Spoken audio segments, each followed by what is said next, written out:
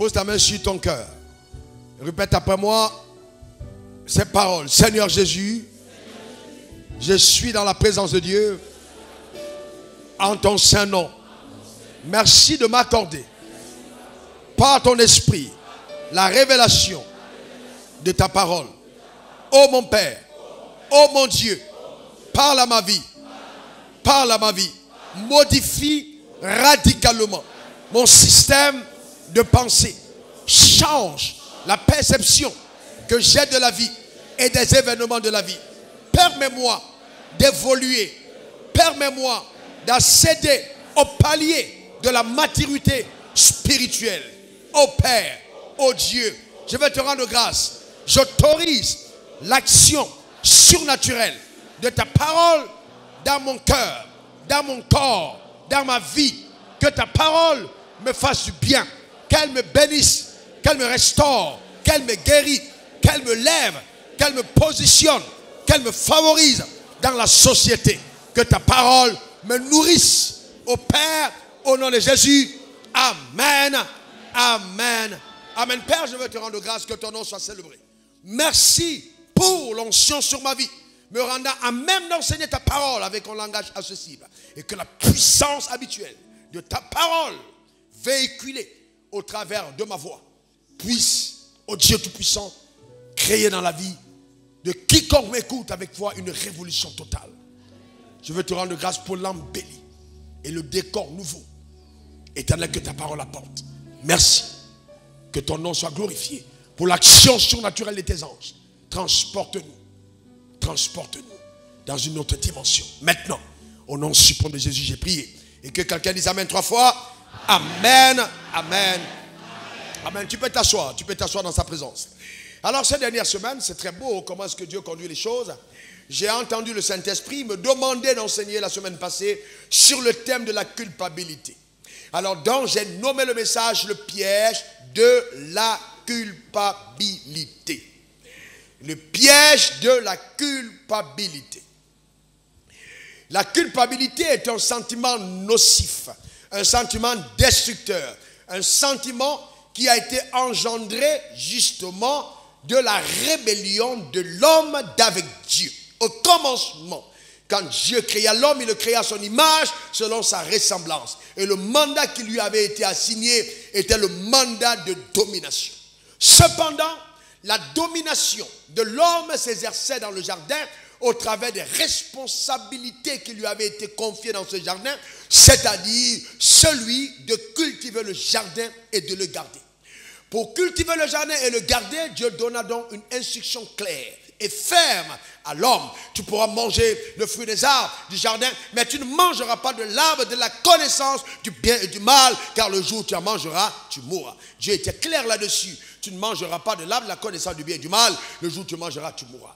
Donc l'homme a exercé son mandat avec brio. Et après, Dieu a vu le travail excellent que l'homme a accompli et il fit tomber l'homme dans un profond sommeil. Il tira justement une femme de sa côte, il fait venir vers l'homme pour voir comment est-ce que l'homme allait réagir. L'homme l'a dit, oh, voici celle qui est aux de mes os, chef de ma chair, on l'appellera femme, parce qu'elle a été prise de l'homme. Dieu bénit donc le premier mariage et donc il vivait heureux. Un jour, il y a eu donc un élément nouveau et monsieur le serpent est arrivé et il a eu un entretien avec la femme. Il dit à la femme, est-ce que Dieu a véritablement dit que vous ne mangerez pas de fruits de cet arbre? La femme dit non. Dieu n'a pas seulement dit de ne pas manger, mais il a encore dit de ne même pas toucher, car si nous touchons de cet arbre, de ce fruit, on va mourir. Dieu s'est pas dit non, et non. Il vous a blagué, il a raconté n'importe quelle histoire. Il sait que le jour où vous mangerez, vous serez comme des dieux. Et donc la femme prit le fruit et elle mangea. Elle prit aussi maintenant, elle donna à son mari qui était à côté de lui, de côté d'elle, et le mari a mangé. Et les deux ont mangé le fruit. Alors cependant, dès que le mari a mangé, Dieu n'est pas quoi le jardin, et il demande à Adam, Adam, où es-tu? C'est pas que Dieu ne savait pas où Adam était. Il voulait comprendre quel était le traumatisme intérieur causé par la désobéissance et la transgression, la rébellion de l'homme en mangeant le fruit. Il voulait amener l'homme à réaliser jusqu'où la décadence par la rébellion avait plongé l'homme. L'homme donc, ayant entendu cette voix, Genèse 3 verset 9, l'Éternel lui dit, où es-tu? Où es-tu? Il répondit, j'ai entendu ta voix. Donc, il pouvait entendre, il y avait encore une communication. Même s'il n'y avait plus de communion. Et il dit, j'ai entendu ta voix dans le jardin, j'ai eu peur. Donc vous voyez, la première fois le mot peur apparaît dans l'univers. La peur est la résultante justement d'un sentiment de culpabilité, conscient ou inconscient. D'accord? Donc l'homme a eu peur. Il savait tout de suite que là, il y avait une sanction parce qu'il avait transgressé la loi. Il dit, je suis nu et je me suis caché. Mais avant de dire je suis nu, l'homme avait pris le soin de couvrir déjà sa nudité avec des feuilles de figuier. Mais quand Dieu a parlé, il dit je suis nu. Maintenant Dieu lui dit, qu'as-tu appris? Qui t'a appris que tu es nu? Est-ce que tu as mangé de l'arbre que je t'avais défendu de manger? Voyez-vous? Mais aux dernières nouvelles, le serpent a fait appel. Il dit non, que ce que la femme a raconté n'était pas vrai. Donc il va donner une conférence de presse pour raconter sa version de fait. Il dit que les femmes mentent tellement que ce qu'Ève a dit, ce n'était pas vrai. Donc on va voir la suite. Amen. Donc c'est juste pour rigoler. Il faut sourire un tout petit peu. D'accord, il faut te détendre un peu. Amen. Les femmes, c'est pas toi. Quand on dit les femmes, moi tu t'appelles pas les femmes. Ça le problème. Dis, je ne m'appelle pas les femmes. Il faut, voilà, très bien. Donc alors, voyez-vous, l'homme mange de ce fruit. L'homme mange du fruit. L'homme mange de ce fruit. Et alors, la première réaction de l'homme, quand il mange le fruit, il réalise qu'il est nu. Et qu'est-ce qu'il fait? Au lieu d'aller vers Dieu pour dire, ok Dieu, je suis nu. La première chose, il dit, il faut qu'on arrange ce problème. Il faut qu'on trouve une solution. Donc maintenant, il essaye de trouver une solution lui-même. Et la solution, c'est de s'habiller. Donc il était couvert par la gloire. Maintenant, il va s'habiller par les feuilles. Est-ce que vous voyez la décadence? Il va porter les vêtements de feuilles. Et quand Dieu va parler, les feuilles ne seront pas à même de résoudre le problème de sentiment de culpabilité de son âme. C'est pourquoi il dit, je suis nu. La nudité en question n'était pas une nudité physique. C'était la nudité intérieure. Parce que vous voyez, les feuilles peuvent bien couvrir justement le corps, mais ne peuvent pas couvrir la faute. Et il y a beaucoup de personnes qui, hélas, sont aujourd'hui prisonnières du sentiment de culpabilité. C'est extrêmement nocif. Vous allez vous rendre compte que ce sentiment peut amène justement, généralement, les personnes à fuir la présence de Dieu. Quand vous remarquez qu'il y a un frère, une soeur qui venait à l'église et qui ne vient plus du tout à l'église, généralement, il y a derrière un sentiment de culpabilité. D'une faute qu'on a posée, d'un acte qu'on a fait, et on a envie de se retirer de la présence de Dieu. L'homme a fui la présence. J'ai entendu ta voix, je me suis caché parce que j'étais nu. Voyez-vous, vous demandez souvent pourquoi est-ce que certaines personnes préfèrent aller dans leurs églises traditionnelles. Eh bien, parce qu'il y a des églises qui sont des églises de la religion, mais où il n'y a pas de présence. Le problème, c'est que les gens, voyez-vous, fuient la présence de Dieu, mais ils peuvent aller à l'église. Donc, tant qu'il y a la présence de Dieu dans un endroit, les personnes n'y iront pas. Pourquoi? Parce que justement, cette présence va évoquer leur culpabilité. Surtout quand elles ne sont pas prêtes à s'en défaire. Si par exemple, une sœur devient officiellement un deuxième bureau d'un monsieur et qu'elle est en Christ, sachant qu'elle est en crise, elle trouvera une raison pour pouvoir partir de l'église. En fait, ce n'est pas qu'il y a un problème à l'église, c'est elle qui a un problème. Qu'elle essaye de cacher. Et on commence à avoir des réactions qui sont des réactions apparemment superficielles. Mais dont la racine est profonde. C'est la culpabilité, la rébellion avec Dieu. C'est pourquoi il est important, chaque fois que vous développez un sentiment, de vous demander où est-ce que ce sentiment tire sa racine. Chaque fois que vous alimentez une manière de penser, demandez-vous, ça tire la racine d'où? Qu'est-ce que Dieu pense? Est-ce que c'est la parole de Dieu? C'est la pensée de Dieu qui alimente mon sentiment? La culpabilité est un sentiment diabolique. Je vais vous montrer pourquoi. Dieu est un Dieu miséricordieux. Quelqu'un dit miséricordieux. Dis-le encore, miséricordieux. Alléluia. La différence justement qu'il y a entre nous, la religion chrétienne, la vraie je veux dire, et les autres religions, c'est la force de la miséricorde. C'est ça la grande différence. C'est pourquoi tu peux même, Jésus peut être là, tu viens uriner sur lui, il te regarde et puis il rit. Tu peux le gifler, tu dis toi tu n'es qu'un petit bâtard, il te rit, il n'y a pas de problème. Il se tait, il est miséricordieux. Et souvent même il va plus loin. Malgré le fait que tu l'as insulté, il t'appelle pour le servir. C'est ça la force de la miséricorde. Voyez-vous, tu l'as combattu, il dit c'est pas grave, je vois dans ta manière de me combattre quelqu'un qui m'aime, viens quand même, tu vas me servir. Allez demander à Paul, quand il était encore seul, il va vous dire, Dieu est comme ça, c'est ça la force de Dieu, la miséricorde. Donc il est important que chaque croyant ait la révélation de la miséricorde divine. Dis miséricorde. Dis encore miséricorde. Dis miséricorde. Vous voyez, écoutez-moi attentivement. Vous devez faire la différence entre la grâce et la miséricorde. La grâce te donne d'avoir des faveurs imméritées de la part de Dieu. La grâce te donne d'avoir des faveurs imméritées de la part de Dieu. Alors Ange, famille, viens, s'il te plaît, Ange, viens. Alors je dis à Ange, je te donne ce micro, d'accord, afin que tu annonces la bonne nouvelle, que tu prêches l'évangile, d'accord, et ça c'est prophétique, parce que tu prêcheras l'évangile. Amen, ton amen m'embête. C'est prophétique. Donc je te donne le micro. Au lieu de prêcher l'évangile avec le micro, tu le laisses par terre, d'accord, pose-le par terre, oui.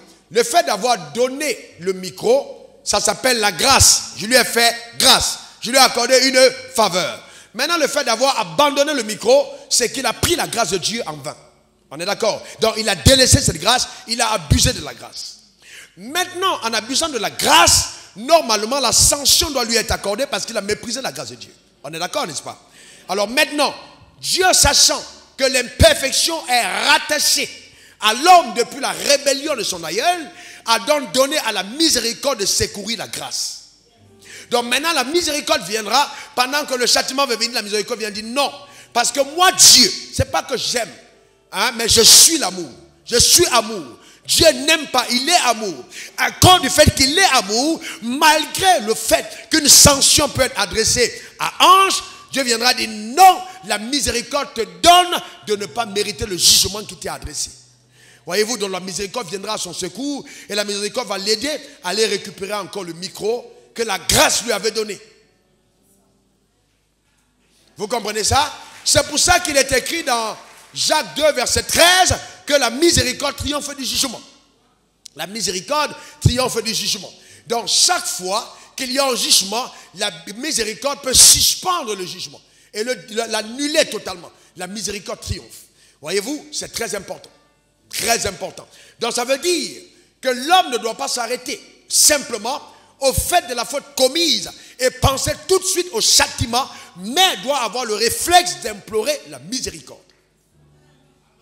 Donc ce réflexe va totalement détruire à l'intérieur de toi le sentiment de culpabilité. C'est comme un enfant qui a fauté, un enfant qui a eu un problème. Vous allez vous rendre compte que l'enfant, s'il a de bons parents, aura le réflexe de courir vers son père, de courir vers sa mère, pour expliquer qu'il y a un problème qui s'est posé. C'est ça un bon enfant. Alors, mais qu'est-ce qui s'est passé?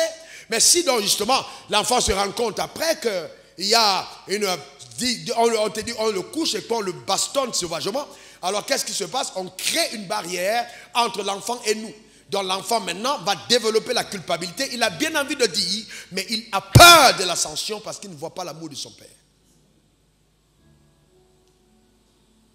D'accord? Donc c'est important de comprendre ça.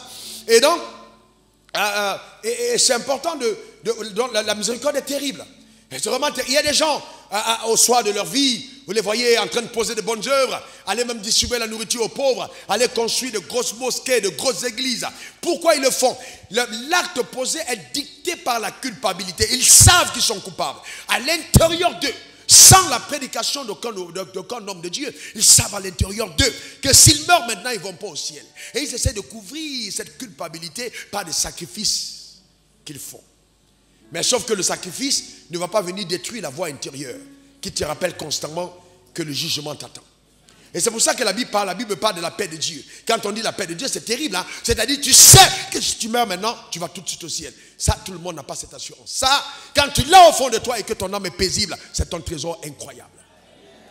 Voyez-vous, c'est très important. C'est très important, voyez-vous? Très, très important. Donc, la miséricorde nous permet justement de surmonter ce sentiment nocif et nuisible. Parce que la culpabilité peut te faire perdre ta paix intérieure. Quand tu te sens coupable, tu n'as pas en paix. Il n'y a pas de paix intérieure. La culpabilité peut affecter même ta vie de prière ou même ta manière de prier. La culpabilité va affecter ta vie de prière. Voyez, vous vous rendez compte que généralement, si vous avez un homme ou bien un frère, un fils qui vit avec vous et puis après la vie de prière change, c'est qu'il y a quelque chose dans la vie qui s'est passé. Généralement, quand il y a présence justement d'une rébellion, tout de suite, notre vie de prière prend un coup. La vie est impactée. Parce qu'on n'a pas développé le réflexe de venir devant Dieu quand il y a un problème. Il faut de la maturité spirituelle pour comprendre que l'endroit où on se sent en sécurité après avoir commis un péché, c'est Dieu et non hors de Dieu. La preuve, quand Adam il a demandé où es-tu, il a vu, il a dit je suis nu. Qu'est-ce que Dieu a fait en premier? Il a tué un animal, vrai ou faux? Il a tué un animal, on est d'accord, il a tué. Il a couvert l'homme des vêtements de peau. Il lui a donné meilleurs vêtements. Il dit, tu veux te couvrir, laisse-moi te couvrir avec quelque chose de meilleur. Ce que tu portes là quand même, feuille de figuier, c'est pas toi, tu es un roi quand même. Non, enlève ça. Alors, je vais t'habiller autrement. En attendant le vêtement que je vais préparer qui va venir plus tard, que tu ne peux pas porter maintenant, parce que ce que tu portes, ce n'est pas de ton rang. Vous devez faire attention, même les habits que vous portez, il y a les habits de rang. Quand tu es un pécheur, il y a un habit du rang de péché. Donc le vêtement de peau, c'était l'habit qui était pour le rang d'Adam quand il était encore dans le péché. Et la gloire devait venir plus tard. Donc en fait, ne te dérange pas si aujourd'hui tu es dans un standard où tu ne peux pas porter certaines choses. Dieu te conduira dans les cimes où la gloire de Dieu sera davantage ta portion. Donne-moi le meilleur des amens. Dis encore amen. Donc c'est comme ça que Dieu a versé le sang. Et par le sang, il a couvert la nudité de l'homme. Et plus loin, il est allé dire au serpent, toi le serpent, tu vas voir. Et ça c'est fort, hein? Dieu est entré dans ton palabre. Il dit, toi serpent, tu vas voir. Il dit, tu as osé toi, tu t'es attaqué à la femme, je vais te dire, la sémence de la femme écrasera ta tête. C'est fort. C'est-à-dire, oh, l'homme qui pensait que Dieu allait l'écraser, Dieu allait le botter et jeter, Dieu est entré dans son palabre. Le problème de l'homme est devenu le problème de Dieu. Il dit, là, tu n'es pas seul. Mon fils, je ne te lâche pas. Parce que le problème, c'est que, ayant créé l'homme à son image, selon sa ressemblance, il ne pouvait pas se permettre une seconde fois d'être séparé de l'homme. Car son amour pour l'homme équivalait à son amour pour lui-même. C'était aimer l'homme. Il a aimé l'homme comme lui-même. Quand il regarde l'homme, il se voit. Il dit pour la première fois, les lions, les hyènes, les panthères, les girafes peuvent voir Dieu. Et vous voulez faire quoi avec ça? Non, ce n'est pas possible. C'est pour ça que quand vous voyez un homme défendre son enfant, ou bien une femme défendre son fils ou sa fille, dans le quartier, vous demandez, vous dites, ah, je ne savais pas que la femme l'aimait par là. Ce n'est pas ça. C'est que c'est l'amour pour son enfant. Est-ce que quelqu'un comprend de quoi je parle? Donc c'est ce que Dieu a fait. Il dit, la sémence de la femme écrasera ta tête. Dites-moi, qu'est-ce que l'homme a fait pour que Dieu parle ainsi? Rien du tout. Il n'a rien fait. Dieu a dit, je me tiens pour toi. Or, je suis en train de parler prophétiquement à quelqu'un pour te dire, tu as peut-être commis une faute, tu as peut-être commis une erreur, tu es peut-être tombé, il y a peut-être eu un problème, mais Dieu me dit de te dire qu'il se tient encore pour toi. Il ne t'a pas lâché, il ne t'a pas abandonné, il est avec toi. Son projet est en marche au travers de ta vie et personne ne saura arrêter ce projet. Donne-moi le meilleur des amens. Dis encore amen, dis amen. Alléluia. Vous savez, la culpabilité te donne l'impression que le péché commis te fait perdre ton identité. La culpabilité te donne de penser qu'une fois que tu as commis un péché, tu perds ton identité. Non, le fait d'avoir commis un péché ne transforme, voyez, ne fait pas perdre ton identité. Alors maintenant, je voudrais que les femmes me regardent. Celles qui sont véritablement femmes. Je n'ai pas dit celles qui se sont changées en femmes. Femmes. Parce qu'on a les transgenres aujourd'hui. J'ai dit femmes, celles qui sont nées femmes, qui sont véritablement femmes. Pas femmes parce que tu es femme de l'autre côté, femme. Ok, regardez-moi maintenant, ça va? Que Dieu vous bénisse richement. Amen. D'accord, très bien. Donc, vous voyez là, je vous pose une question. Vous avez votre enfant. D'accord? L'enfant a commis une faute dans la maison. L'enfant est votre enfant. L'enfant commet une faute. Je vous pose une question. Est-ce que le fait que l'enfant ait commis la faute, vous allez le loger dans la cage du chien? Non, je vous demande. Est-ce que vous allez loger votre enfant dans la cage du chien? Est-ce que l'enfant qui commet une faute devient un chat? Très bien.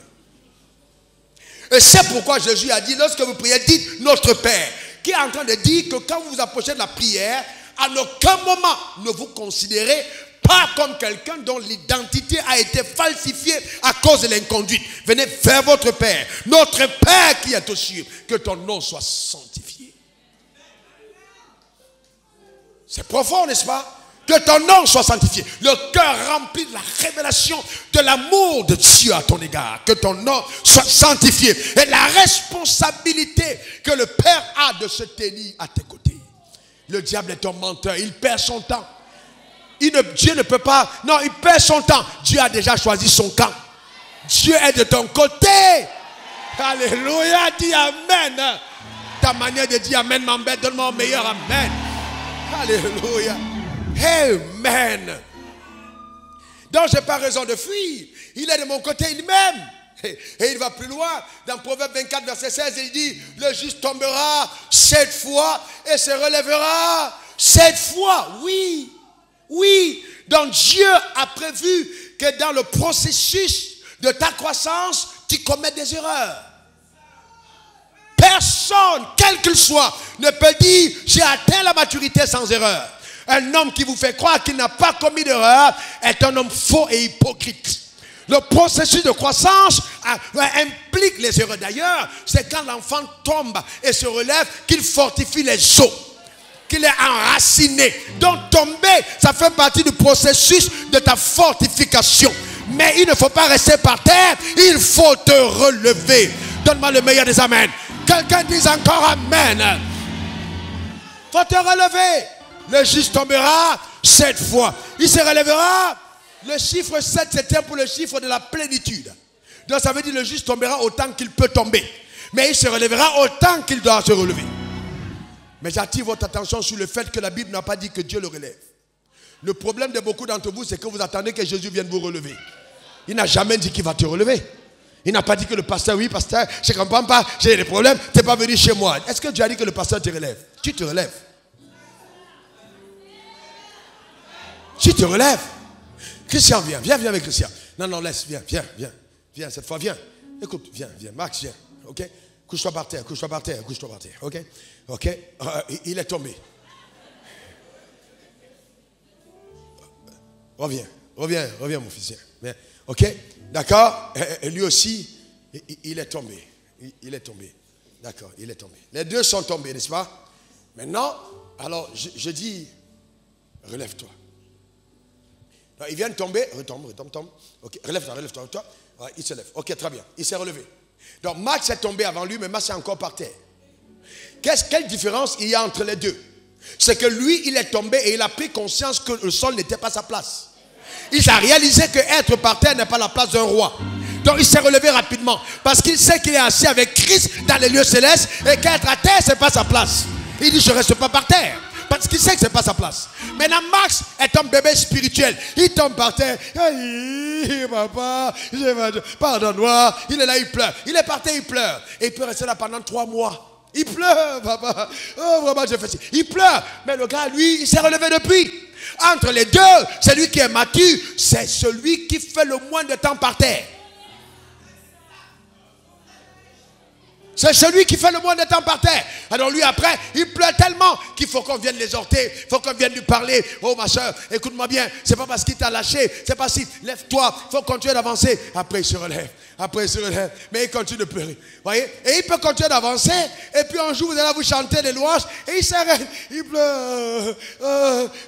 Maman, quand je pense à ce que mon mari m'a fait, on est en pleine louange.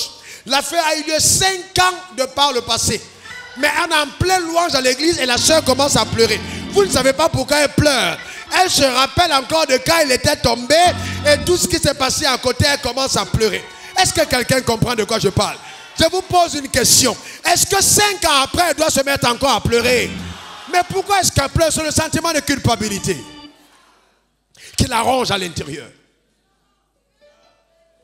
Et donc, beaucoup de personnes sont comme ça.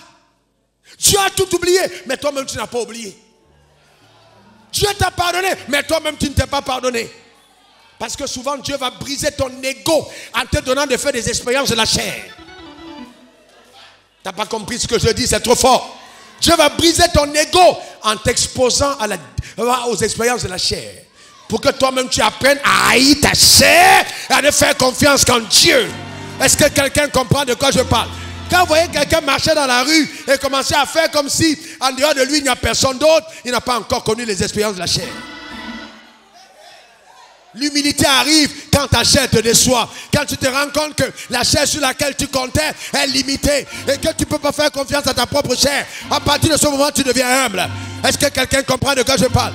On dresse le tapis rouge, on dit on attend le pasteur, mais toi tu évites le tapis, tu marches à côté. Parce que tu sais que Dieu ne partage pas sa gloire avec quelqu'un d'autre. Et que tu n'as pas envie de prendre une place qui n'est pas la tienne. Tu commences à être humble à cause des expériences de la chair. Allez lire les cantiques, les psaumes de David, les psaumes avant le péché et les psaumes avant le péché. Il a grandi. Il a grandi. Il y a des expériences qui te font grandir, qui te font mûrir, qui te font atteindre une certaine dimension. C'est plus la même chose. Pendant que tout le monde est en train d'accuser la sœur, elle a fait ça, tu es rempli de miséricorde.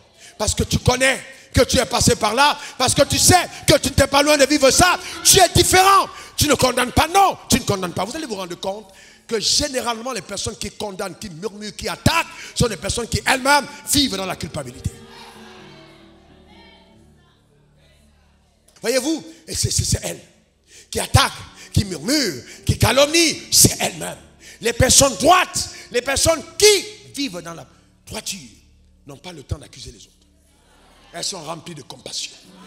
Allez demander à la femme adultère. Tout le monde veut la lapider, mais tout le monde n'était pas sorti. Il y a des gens comme moi qui étaient chez eux en train de lire leur Bible. Ton voisin, il fait partie peut-être de ceux qui étaient dans la foule. Avec les cailloux, on va te tuer. Jésus dit, c'est pas grave. Attendez, avant de commencer, on va faire un test. Celui qui n'a pas péché, jette le premier la pierre. Tous sont partis. Pourquoi? Il a touché le poids de la culpabilité. Chacun d'entre eux avait un problème. Est-ce que vous savez que généralement les gens qui accusent sont ceux qui ont le même problème multiplié par 10? Non, c'est biblique. Je vous dis la vérité. Je vous dis sérieusement. Pourquoi? Parce que Jésus a dit que avant d'enlever la paille qui est dans l'œil de ton frère, enlève la poutre qui est dans ton œil. Si la poutre est dans ton œil, c'est la poutre. On met une poutre dans ton œil. Et toi, tu vois la paille de l'autre. Comment tu fais encore pour voir? Est-ce que quelqu'un comprend de quoi je parle? Et donc, on a des gens comme ça qui sont là, accusés, culpabilité. Non, ce n'est pas ta vie. Non, il faut sortir de là. Il faut vivre une vie qui honore Dieu. Et nos églises sont remplies de gens qui sont des comédiens. Quand on prêche, on dit non, il faut être sérieux. Il faut aimer ton mari. Tu entends une femme qui dit amen, hein? Mais en fait, c'est elle. Mais le amen là, c'est qu'elle a peur que les gens disent qu'on découvre qu'elle n'est pas correcte avec son mari. Qu'elle gronde son mari à la maison, elle attrape pas le col. Il y a des femmes qui attrapent le mari au col. Toi là, tu t'amuses ici. Le mari est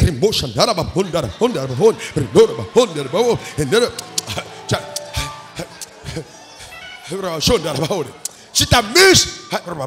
Mes frères, en fait, il y a aussi des femmes qui sont conçues pour t'amener à gonfler ta maîtrise de toi. Tu dois te maîtriser de soi. Parce que si elle n'est pas là, qui va te faire te maîtriser? Elle jette une pique, elle jette la deuxième, elle jette la troisième. Ton cœur, boum, boum, boum, boum. Le Saint-Esprit dit, calme-toi. Tu dis, Saint-Esprit, lâche-moi une minute. Ah!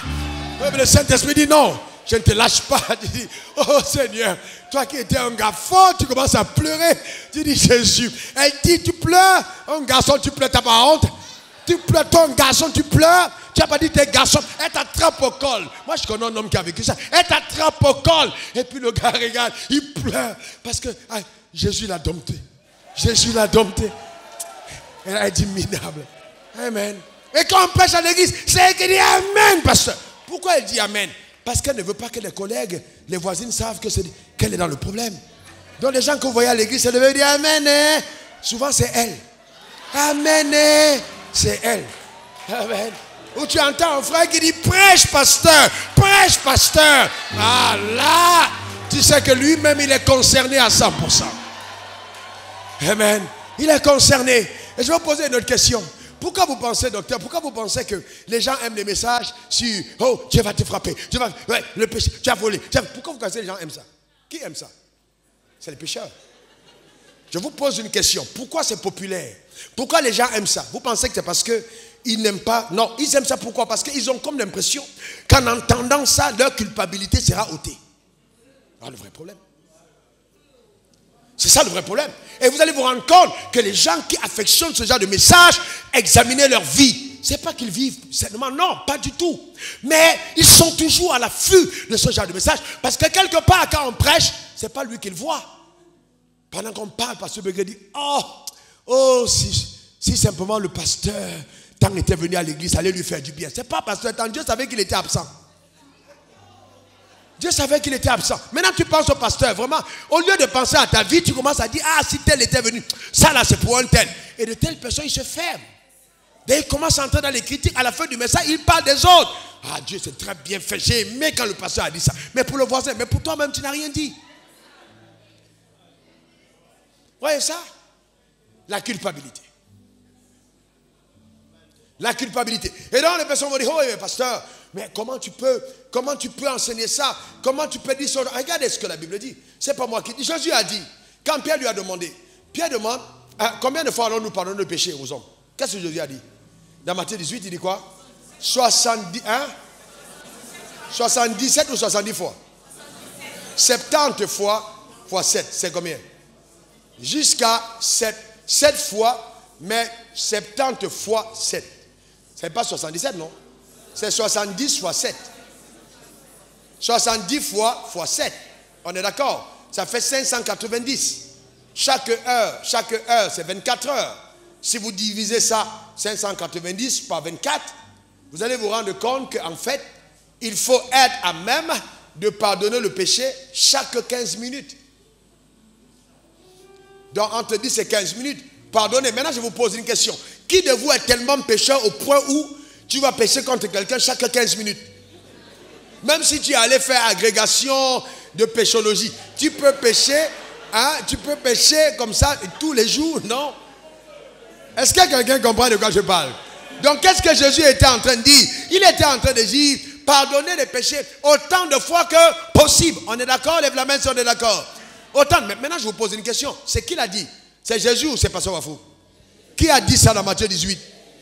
Maintenant, est-ce que Jésus peut nous demander de faire quelque chose que Dieu ne fait pas? Mais alors, ma question est la suivante. Combien de fois Dieu te pardonne par jour? Non, je te demande combien de fois Dieu te pardonne par jour? Combien de fois il te pardonne par jour? Donc, s'il te dit de pardonner à quelqu'un qui t'offense de la sorte, ça veut dire que le ciel est prêt à te pardonner autant. On est d'accord? Mais le problème, c'est quoi? C'est que, à un certain moment, quand tu as demandé pardon pour la même faute, la semaine passée, la semaine d'après et la semaine d'après, tu commences à croire que Dieu ne peut plus y arriver. Que non, que Dieu lui-même est fatigué. Et le diable commence à te dire toi aussi, pourquoi? Tu sais, Dieu est fatigué. Dieu est fatigué. Il est fatigué. Il ne peut plus te pardonner. Et donc tu ne crois plus en ton pardon. Non, tu ne crois plus. Un jour, une soeur a commis un péché. Et puis, je dis, prie, demande pardon. Et elle dit, pasteur, ce que j'ai fait est trop grave. J'ai dit, tu as fait quoi? Elle me raconte ce qu'elle a fait. Elle dit, c'est trop grave. C'est trop grave. Je ne pense pas que Dieu puisse me pardonner comme ça. Donc elle dit, je dois apporter une offrande. Donc elle apporte une grosse offrande pour demander. J'ai dit non. Le sacrifice de culpabilité, c'est l'Ancien Testament. Elle dit non. Moi, je ne peux pas. Pour moi être en paix, je dois donner cette offrande. Donc vous voyez, elle était tellement ancrée dans la culpabilité qu'elle pensait qu'il fallait une offrande pour être pardonnée. Et le Saint-Esprit m'a dit, prends son offrande, sinon elle n'aura pas la paix. Et j'ai pris l'offrande. Mais je lui ai enseigné la vérité. Mais qui était difficile à recevoir. Ça s'appelle la puissance nuisible de la culpabilité. D'accord? Mais par exemple, même les prières d'aujourd'hui, quand vous voyez quelqu'un vient, on est par exemple ensemble, ok? On vient ensemble, on est là, avec sa femme, et puis lui il a sa femme, toi tu n'es pas marié. Pas encore. Il a sa femme, j'ai la mienne, on va ensemble dans un bateau, et puis on se réveille le matin, et puis on dit on va prier. Et puis lui dit, Seigneur, pardonne-moi pour mes péchés. Une fois, deux fois, trois fois. Alors, au moment, tu te dis, s'il était avec ta femme, et pendant que vous étiez ailleurs, tu te dis, mais qu'est-ce qui s'est passé avec ma femme pour qu'elle demande encore pardon? Vous savez, donc en fait, le problème, c'est qu'on a développé tellement la conscience du péché, que finalement, on a comme l'impression que Dieu est toujours en colère avec nous, que Dieu nous en veut pour ce qu'on a fait. Donc, et vous voyez, les gens vont vous rappeler que moi, monsieur Dieu ne t'en veut pas, il en veut à ton père, il en veut à ton grand-père. Donc, les gens disent, oh, papa, pardonne-nous, mais que mon père avait fait, mon grand-père avait fait. Mais c'est abominable. C'est abominable. Comment Dieu va encore t'en vouloir pour ce que ton grand-père a fait?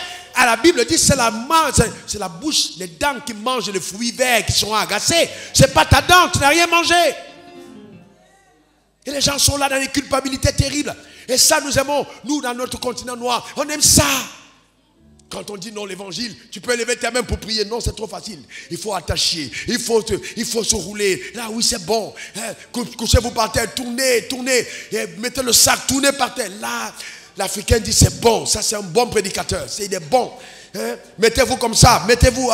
Dieu dit qu'il n'est pas content. Mettez-vous comme ça, levez les pieds, priez. Et vous voyez les gens à l'église se mettre comme ça, ils commencent à prier. Et non, voilà, parce que Dieu n'est pas content. Dieu n'est pas content. Voyez-vous, souvenez-vous que ceux qui rient là, c'est souvent ceux qui sont concernés.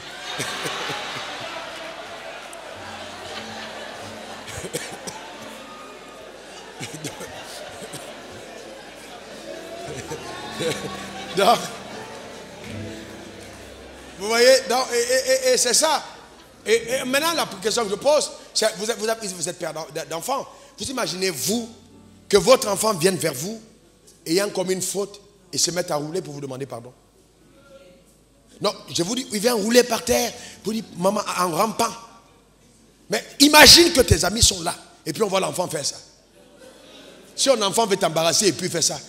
Ah, tu es fini au bureau, tes collègues étaient là, dit, wouhou, on est arrivé chez Manonaté aujourd'hui, c'est, mon Dieu, le spectacle, sa fille est venue, elle a roulé par terre, les églises sont là, vraiment, c'est pas la peine, ça vraiment, non.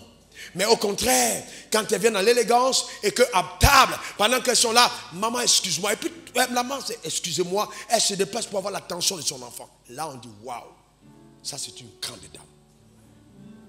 C'est une grande dame parce qu'elle suspend tout pour accorder l'attention à sa fille. Et elle parle à sa fille. C'est la fille. Même si elle est madame la première dame, ça ne change rien. C'est sa fille.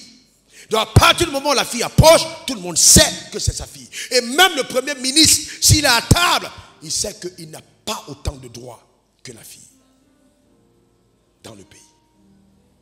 Il peut être viré, mais jamais le fils. Est-ce que quelqu'un comprend de quoi je parle?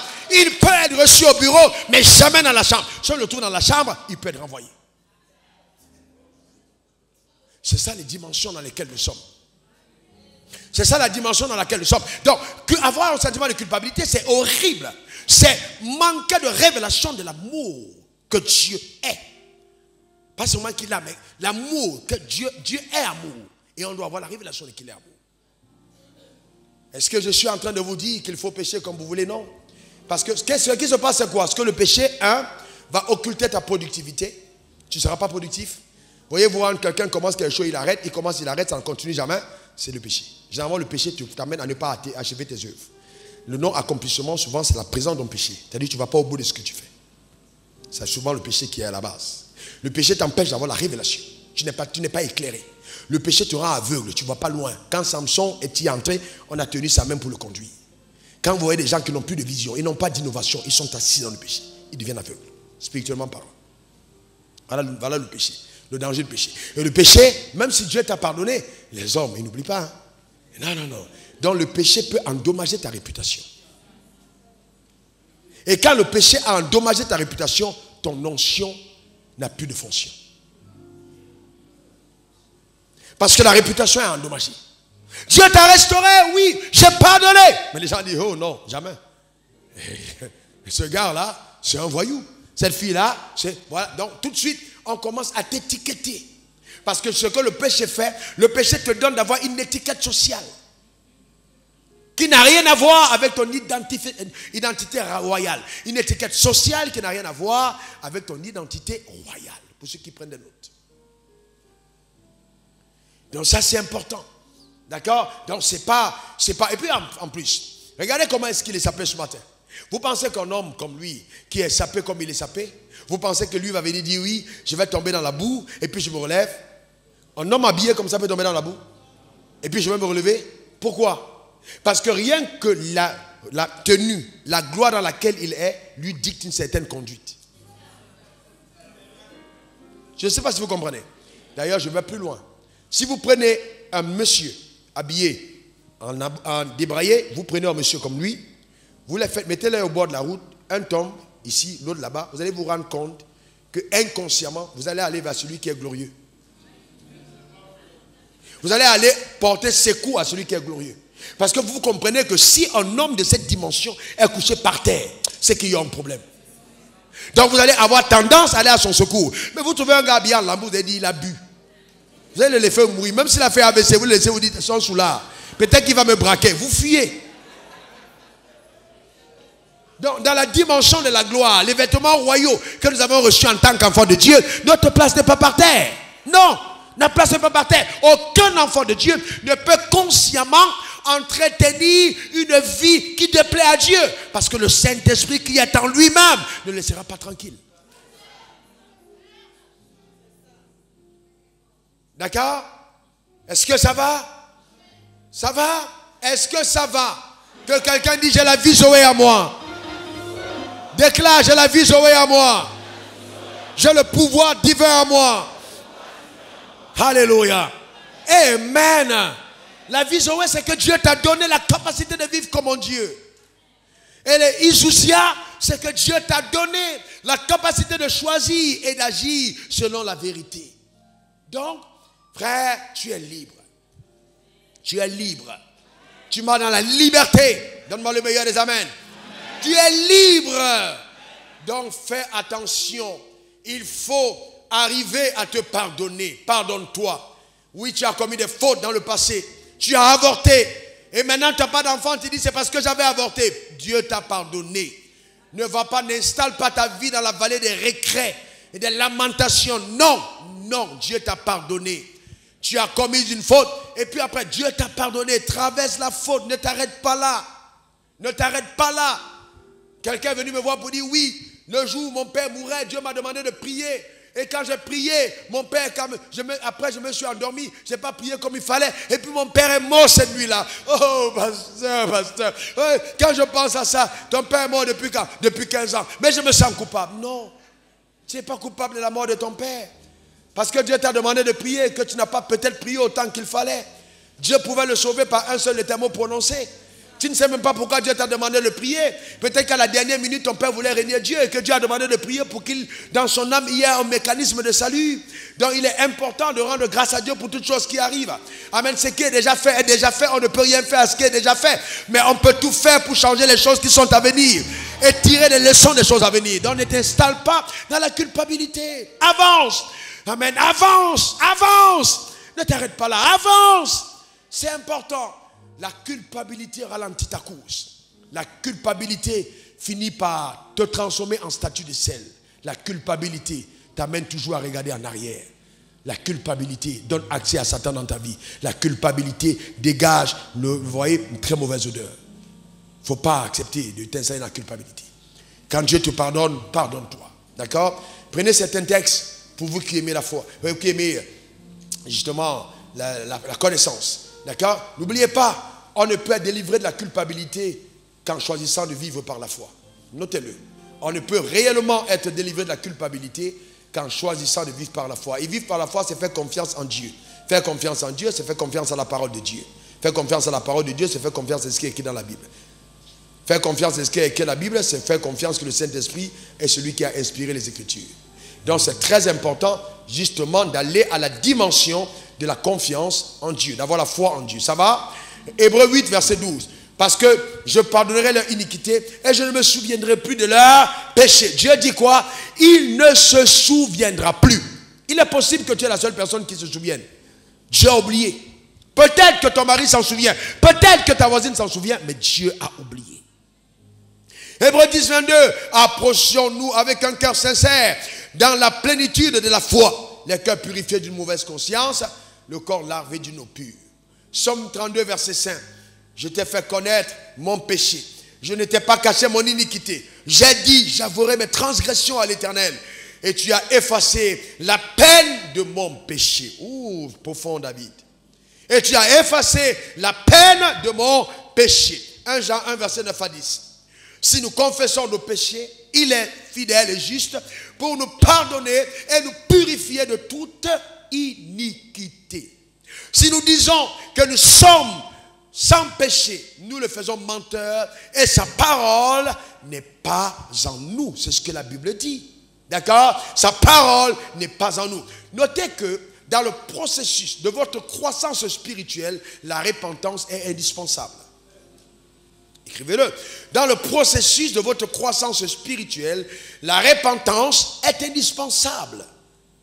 Donc la repentance est un processus de croissance. Plus je connais Dieu, plus je me développe, plus je me répands. Le péché, ce ne sont pas les 10 péchés majeurs. Non, ce n'est pas de ça qu'il s'agit. Ça va plus loin. C'est aussi la bonne chose que je ne fais pas.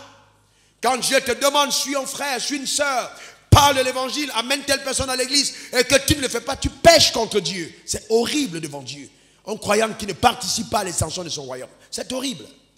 Mais toi, tu te limites vraiment sur le fait que non, je n'ai pas volé, je ne suis pas sauté à la forme d'autrui, je n'ai pas fait ci, je n'ai pas fait ça. Non. Au-delà, quelle est ta productivité?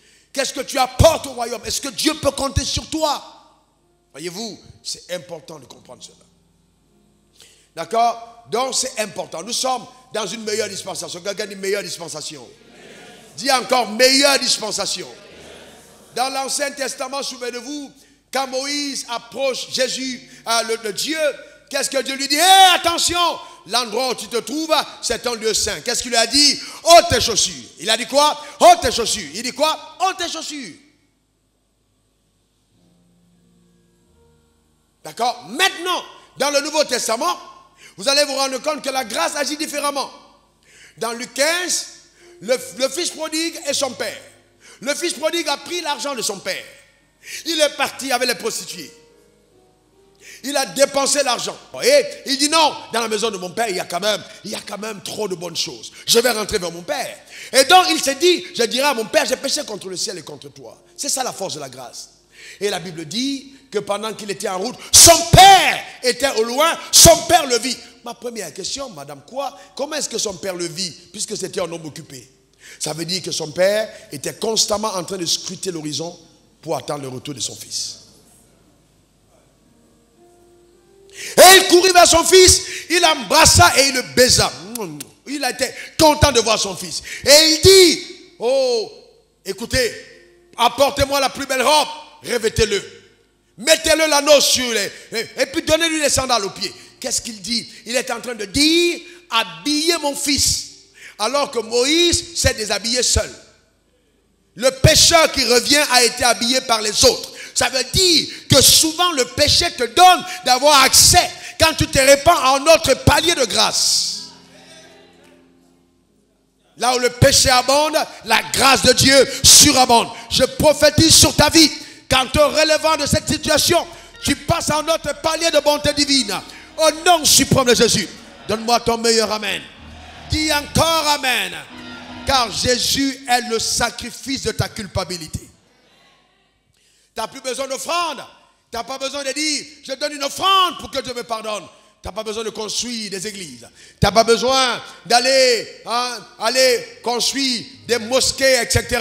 Viens simplement à Jésus. Donne-lui ta vie. Il est le sacrifice de ta culpabilité. Et cette paix que tu recherches, que tes milliards, que ton poste, que les fonctions que tu occupes ne peuvent te donner, te seront communiquées à l'intérieur par le Saint-Esprit. Jésus est le seul gage de la paix réelle, la véritable paix. Le drame, c'est que nous qui sommes croyants ne comprenons pas la valeur de notre rédemption.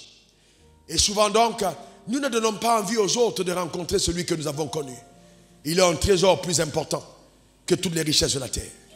La paix de Dieu, elle est vraiment la plus importante. La culpabilité viendra voler à cette paix.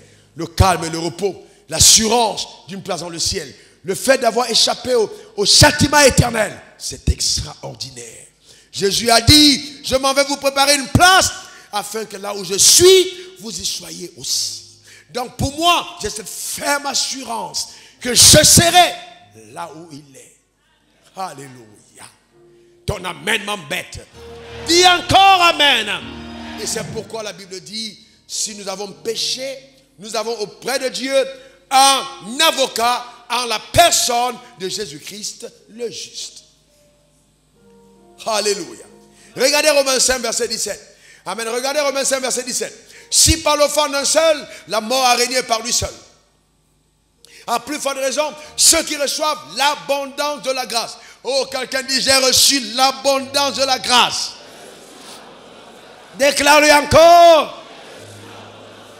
Et le don de la justice. Et le don de la justice régneront-ils. Donc il y a d'abord la grâce et il y a le don de la justice. Mais qu'est-ce que c'est la justice? La capacité de se tenir devant Dieu sans aucun complexe d'infériorité ou sentiment de culpabilité. Lève tes deux mains comme ça, dis Seigneur, je ne suis plus coupable. Déclare-le encore, Seigneur, je ne suis plus coupable. Je vous recommande d'écouter mon message verdict de pour non coupable. Une très belle révélation qui va vous débarrasser de ce sentiment de culpabilité. Jésus a payé le prix pour toi. Jésus a justement t'a racheté. Voyez-vous, dans la Bible dit, nous recevons l'abondance de la grâce, le don de la justice. Romains 5, verset 9, à plus forte raison donc, maintenant que nous sommes justifiés par son sang, nous serons-nous sauvés par lui de la colère. Voyez-vous, nous sommes justifiés par son sang. Le sang de Jésus te justifie.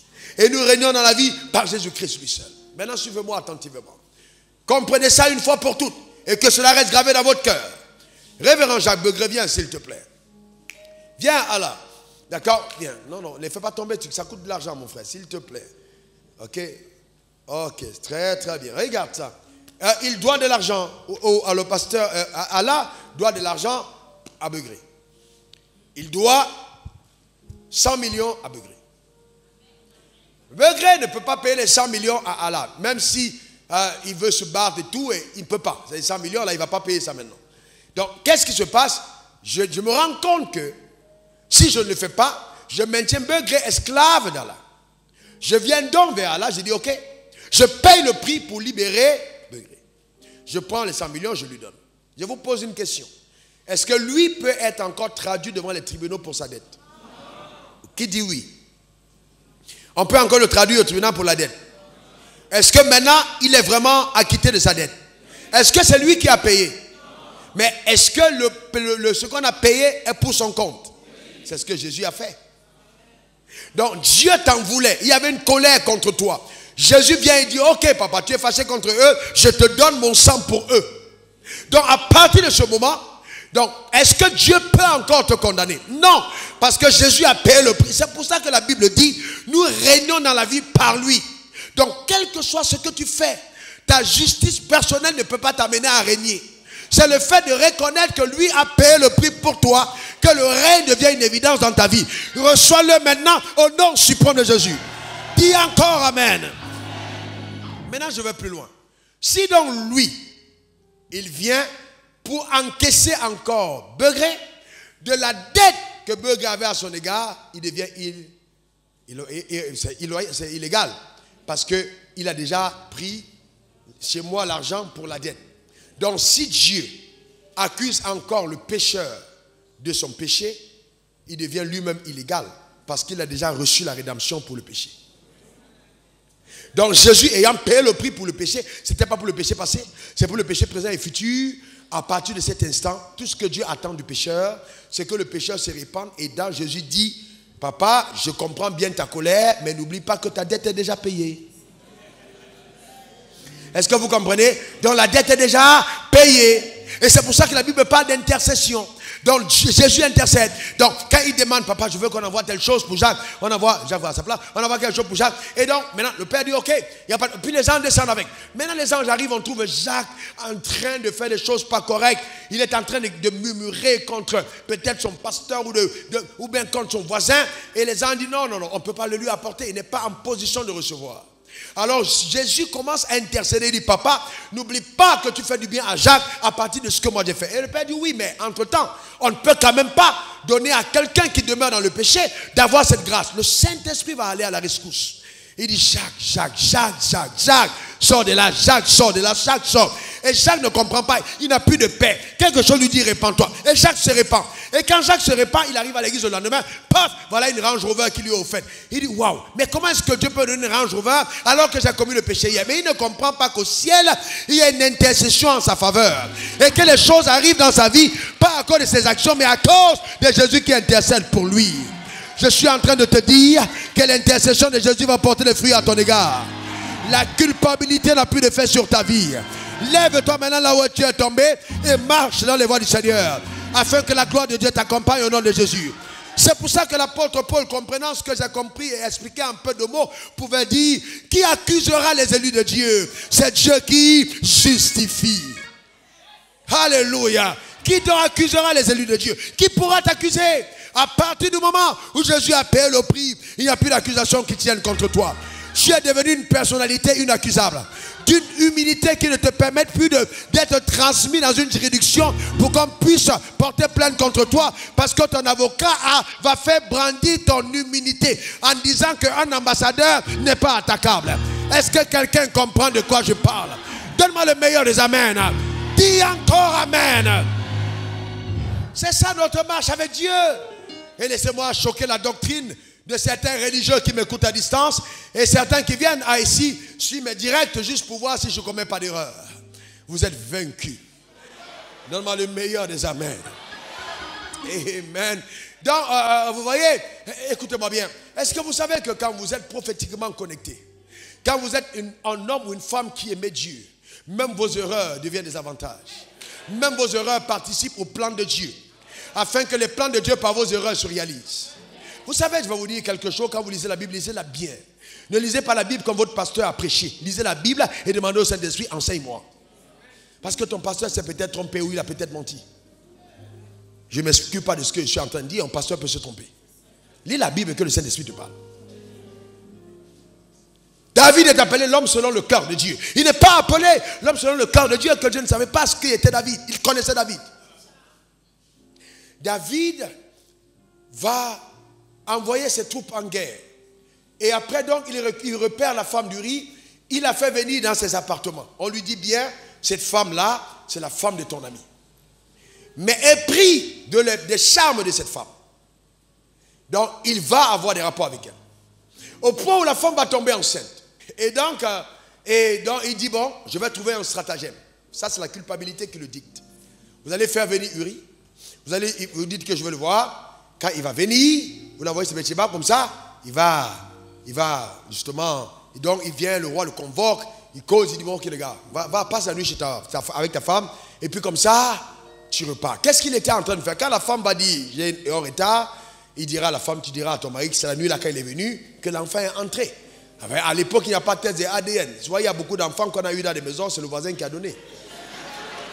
Donc, je ne suis pas en train de réveiller les problèmes. Donc, je suis juste en train de dire que ça peut arriver. Il n'y a que la mère qui connaît le père de l'enfant.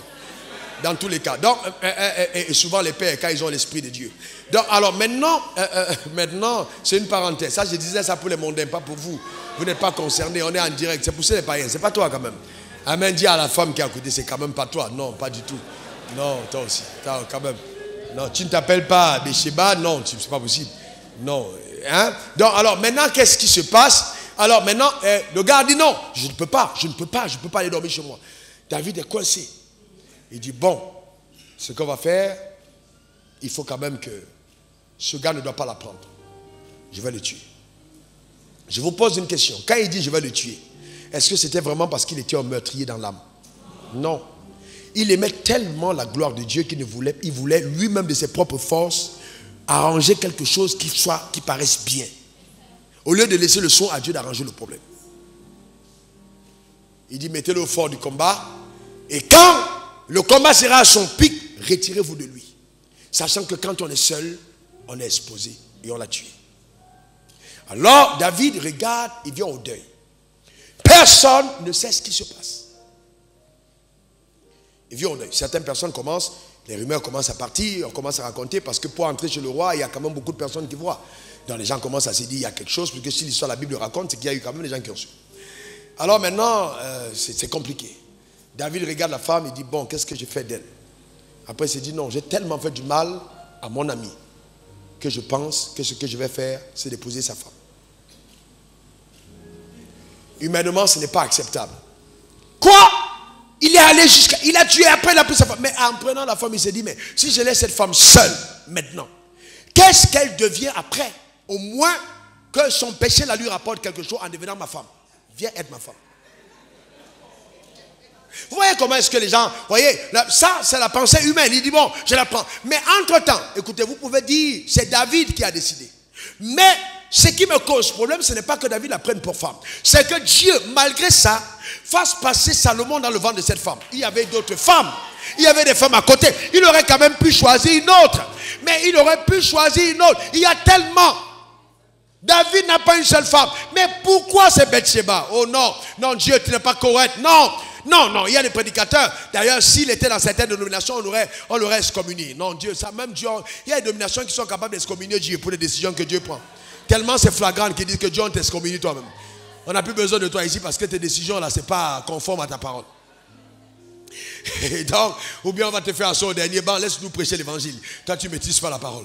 Vous voyez ce que je chante? Dieu prend une décision pareille, c'est compliqué. Vous comprenez? Et donc maintenant, Salomon naît dans le ventre de la femme. Dites-vous, vous-même, vous êtes femme de David. Dans la maison, vous connaissez l'histoire. Vous priez Dieu comment? Non, parce que ne lisez pas la Bible, vivez la Bible.